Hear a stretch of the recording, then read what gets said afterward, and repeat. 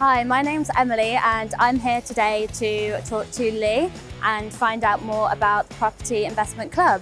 I already have an interest in real estate because I did a property finance and investment degree and I've been working in residential real estate for the last 2 to 3 years. So I'm really interested to get to know more about property development, find out what's going to be going on at these events, who else they might be tailored to and who I can expect to learn from there.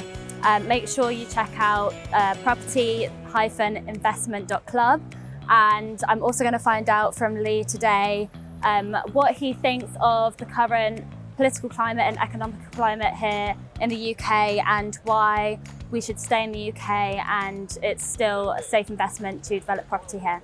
Right, so my journey started 20 years ago when I was a building surveyor, and I realised that I didn't want to be doing that any longer. So I started doing extensions and loft conversions for people that were buying these properties, adding value, building them a one-off house, and then I was watching them refinance it and sell it at the end, and I was walking away with wages and they was walking away with a great GDV. So I found a little property in Sevenoaks in Kent, and it was an old public toilet, and it was 52 grand. So we knocked it down and I built a 2-bedroom house, like townhouse on it. And it cost me 39 grand to build it out of my back pocket, there every evening, every weekend, every day, getting it done. And we refinanced it at the end, and Paragon came down and they valued it at 330 grand. And they was going to release me 75% loan to value.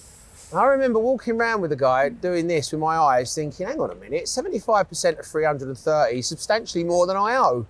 And I got back to the car and I remember going, yes, you're 150 grand up. And that was it.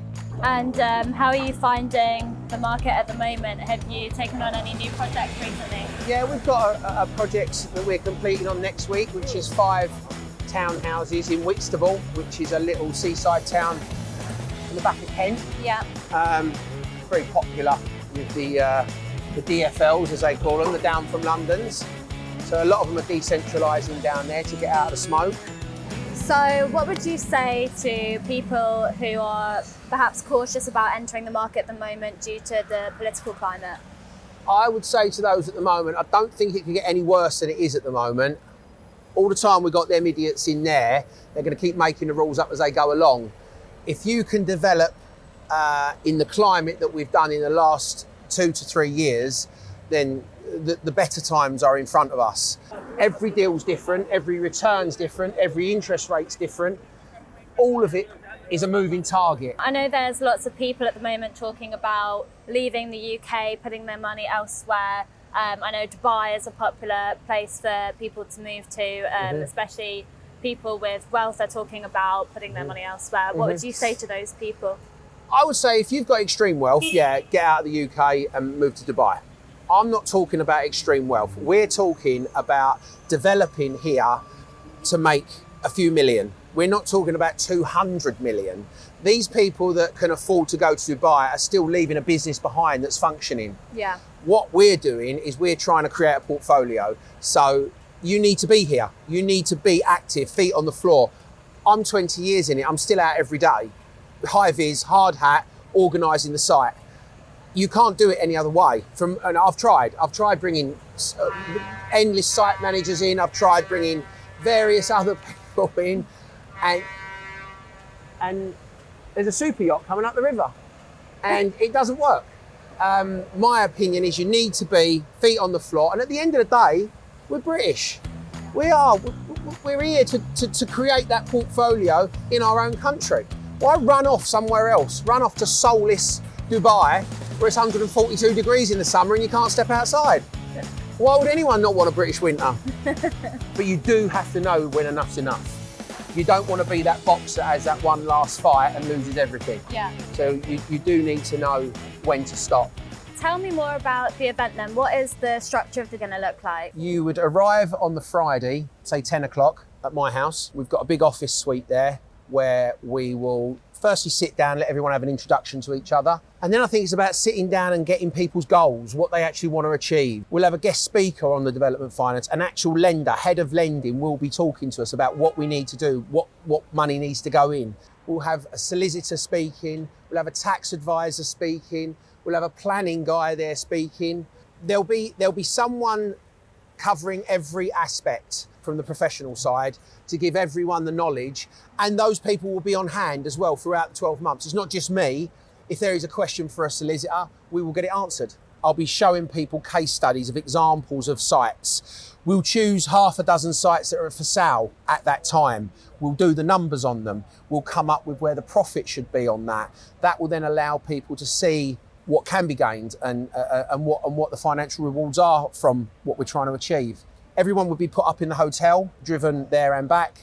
And on the Sunday morning, we'll be starting with a gym session with my PT at the gym at my house, followed by a life coach hour, because mental well-being is absolutely key in any part of business, in my opinion. Who else would the event be well tailored to? I think it's going to be to people that may have an existing business. Yeah. So someone that might have, same again, 6 florists, 6 hairdressers, a restaurant, whatever.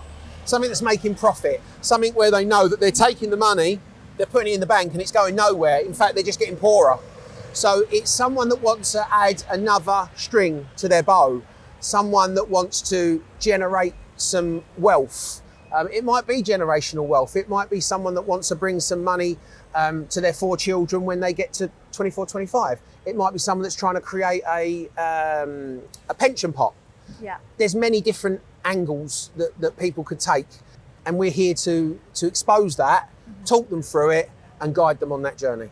I've just done a short video on a development in Belvedere. We purchased at 700, we built out at 1.2 and we sold for 2.9. Just rough numbers of taking the stamp, the interest, the seal, taking it all out. We come away with just over £1 million for 6 months. I mean, where else can you get that return on anything? Okay, great. So I'm interested. What steps do I now need to take to get involved in the club? Right, we need to get you subscribed. We need to get your paperwork over to you. We need to get you at the first weekender closest to the time now. We need to get your plan of what goal you want to achieve in the first 12 months. Numbers are limited, as you know. There's a few spaces left for the end of October. Let's do it. Great. And is there going to be any fun involved in the club, or is it cool series? Going to be serious? No, it's all fun, all fun. So I thought, why would we do that? Why would we do that? No, this has got to be the guy, isn't it? This is the guy. That was a bit sharp, actually. All of this is not school. This is all about adults in a workshop environment, learning from me and being able to take the knowledge also from each other, not just me.